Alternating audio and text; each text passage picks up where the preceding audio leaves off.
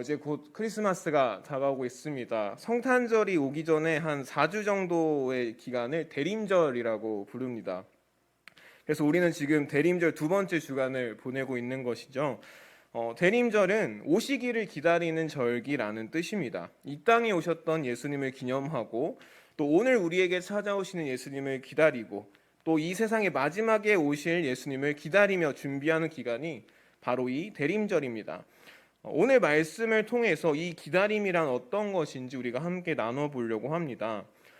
오늘 함께 말씀을 보시면 한 여자가 등장하죠. 해를 옷 입고 발 아래에는 달이 있고 또 머리에는 12별의 관을 쓰고 있습니다. 이 여자가 지금 임신 중인데 이제 해산할 때가 되어서 진통을 겪으면서 괴로움에 눈물을 흘리고 있죠. 이때 큰 붉은 용이 등장합니다. 머리가 7이나 되는데 각 머리마다 왕관을 쓰고 있어요. 또 뿔이 10개나 달려있는데 하늘의 별 3분의 1을 땅에 던질 정도로 강력한 힘을 가지고 있습니다. 이 용은 여자 앞에 서서 아이를 낳으면 바로 그 아이를 삼켜버리려고 지켜보고 있어요. 하늘을 땅에 던져버릴 정도로 막강한 힘을 가진 이 커다란 용이 왜 그 자그마한 아직 태어나지도 않은 아이를 해치려고 기다리는 걸까요? 오늘 말씀에 보니까 바로 이 아이가 장차 만국을 다스릴 운명을 타고났기 때문이라고 말씀하고 있습니다. 그 큰 붉은 용은 자기가 장악하고 있는 이 세상을 뺏기지 않기 위해서 이 아이를 해치려고 하는 것입니다. 그런데 이 아이는 태어나자마자 벼랑간에 하나님께로 그분의 보좌 앞으로 올려집니다. 용이 무엇을 해볼 새도 없이 순식간에 손이 닿지 않는 곳으로 옮겨진 것입니다. 용은 자신의 뜻대로 되지 않자 분노에 차서 이제 아이를 낳은 여인에게로 시선을 돌립니다. 그래서 여인에게 해코지를 하려고 하죠. 하지만 여자는 이 용을 피해서 광야로 도망칩니다. 그 광야에는 그녀를 위해서 하나님께서 준비해 놓으신 장소가 있었기 때문이죠. 결국 이 용은 뭔가 많이 시도를 했지만 그 뜻대로 된 것은 아무것도 없었습니다. 그런데 오늘 이 말씀을 보다 보니까 구약에 나오는 그 출애굽 이야기가 떠오릅니다. 하나님의 백성 이스라엘이 이집트라는 아주 강력한 나라에게 사로잡혀서 노예가 되었죠. 그리고 하나님께서는 고통받는 그 이스라엘을 그곳에서 탈출시키고자 하십니다. 그런데 이집트의 파라오는 이 하나님께 오히려 대항하죠. 내 백성이라서 보낼 수 없다고 합니다.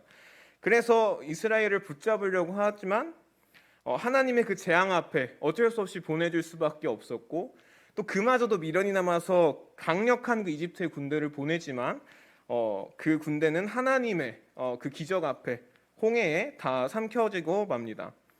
결국 이집트의 뜻대로 된 것은 아무것도 없었습니다. 이스라엘은 그들을 사로잡던 이집트에서 탈출했고 그들은 하나님께서 약속하신 그 땅을 향해서 나아가기 시작하죠. 오늘 말씀에 등장했던 그 커다란 용이 바로 이 이집트와 같습니다. 하나님의 백성들을 사로잡아서 노예로 삼으려고 하는 그 마귀 사탄을 뜻합니다. 그리고 이 강력한 용으로부터 세상을 구원하고 다스릴 운명을 가진 그 아이는 우리가 너무나 잘 아는 그 예수님을 가리키죠.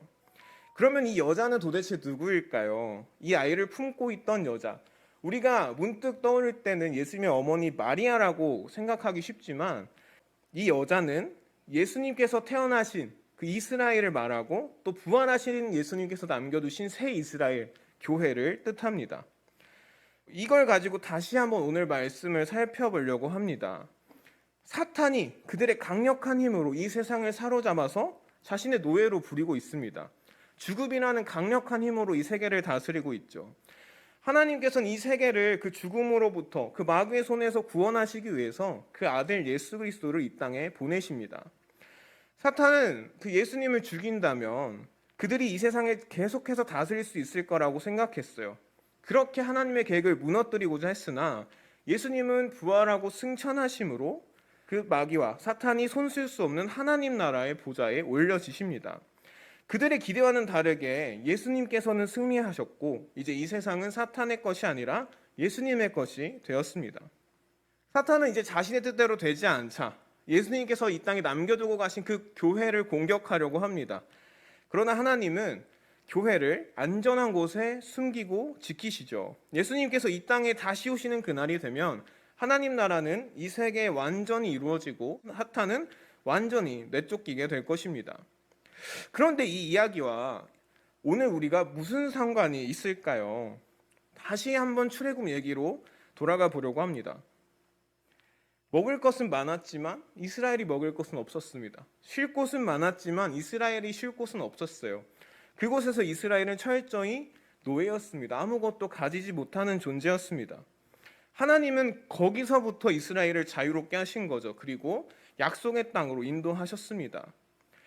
그런데 이집트를 벗어난 이스라엘이 마주하게 된 것은 무엇이었을까요? 이집트를 벗어나자마자 그 약속의 그 평화로운 땅, 풍요로운 땅이 펼쳐졌나요?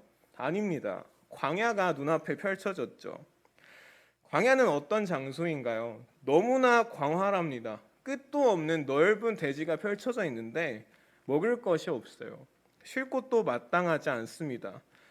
그래서 광야는 결핍의 장소입니다. 그런데 하나님께서 그 광야에 이스라엘과 함께 하시니 광야는 결핍의 장소가 아니라 양육의 장소가 되었습니다.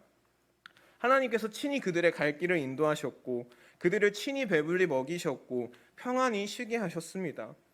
광야에서 이스라엘은 하나님이 함께 하심을 경험하면서 하나님의 돌보심을 누리면서 하나님의 백성이라는 정체성을 갖게 되었죠. 그리고 하나님의 백성으로서 어떻게 살아가야 하는지를 배웠습니다. 그래서 이스라엘에게 광야란 그런 곳입니다. 약속의 땅에 도착하기 전에 하나님의 백성으로서 양육되어지는 그 장소가 바로 광야입니다. 다시 오늘 말씀을 보면 아이를 낳은 후 이 여자는 광야로 도망쳤죠. 다시 말하면 예수님이 승천하신 후 예수님의 다시 오심을 기다리는 이 땅에 남겨진 우리 교회는 하나님 나라로 향하는 광야에 들어선 것입니다. 오늘 우리도 이 광야에 서 있습니다. 풍성한 복이 넘치는 하나님 나라가 곧장 우리 삶에 펼쳐지기를 기대했습니다. 그러나 하나님께서 정작 우리를 옮겨놓으신 곳은 광야입니다. 광야란 결핍투성이죠. 어쩌면 정말 이곳에 있는 우리는 남들이 보기에는, 세상 사람들이 보기에는 아무것도 없지만 깡밖에 없는 그런 아무것도 없는 빈털터리 같은 존재일지도 모르겠습니다. 광야에 있는 우리는 너무나 부족하고 불안합니다. 그러나 사랑하는 여러분, 기억하시기 바랍니다. 하나님께서 함께 하시는 광야는 결핍의 장소가 아니라 양육의 장소입니다. 위험하고 부족하고 불안해 보이는 이곳이 오히려 우리를 위해서 하나님께서 예비해 놓으신 안전한 돌봄의 장소입니다. 하나님의 함께 하심을 경험하면서 하나님의 돌보심을 경험하며 하나님의 백성으로서의 정체성을 갖게 되며 그분의 백성으로서 살아가는 방법을 배우는 곳이 바로 우리가 서 있는 광야, 즉 우리가 매일매일 살아가는 그 삶의 자리입니다. 우리의 오늘은 하나님 나라로 향하는 그 광야를 지나는 여정입니다. 이 양육의 시간이 지나간 후에 우리 눈앞에는 완전한 하나님의 나라가 펼쳐지게 될 것입니다. 사랑하는 여러분, 우리는 대림절 두 번째 주간을 지나가고 있습니다. 여러분은 무엇을 기다리고 계십니까? 우리는 다시 오실 예수님을 기다리죠. 그날에 완전히 임할 하나님 나라를 기다립니다. 그래서 우리가 기다리는 이 시간은 헛된 시간이 아니라 소망이 가득한 시간이 되어야 합니다. 여전히 우리는 광야에 있습니다. 여전히 우리를 둘러싼 환경은 부족하고 불안하고 위험합니다. 또 이 끝도 없는 광야가 언제 끝날지, 하나님의 나라에 언제 도착할지 우리는 알 수 없어서 불안하고 지치기도 하죠.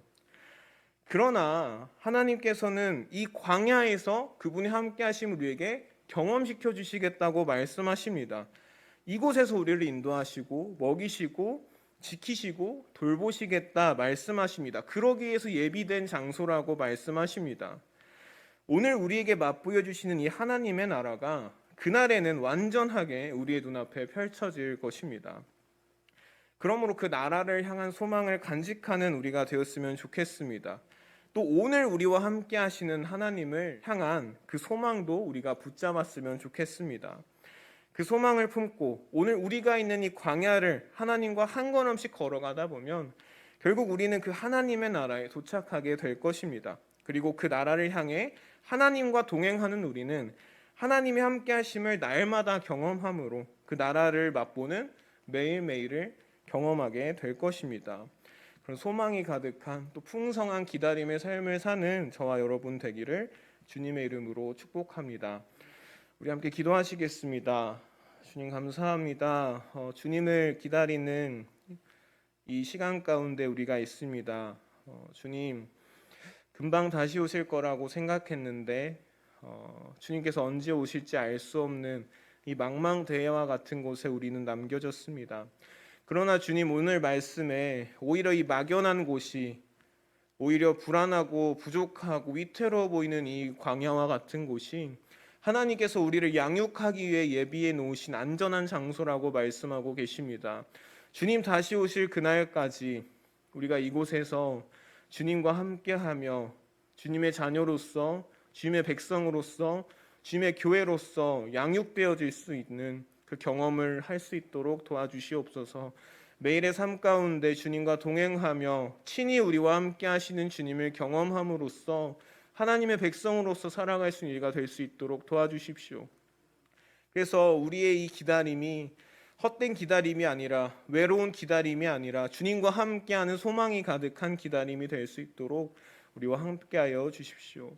감사드리며 예수님 이름으로 기도드립니다. 아멘.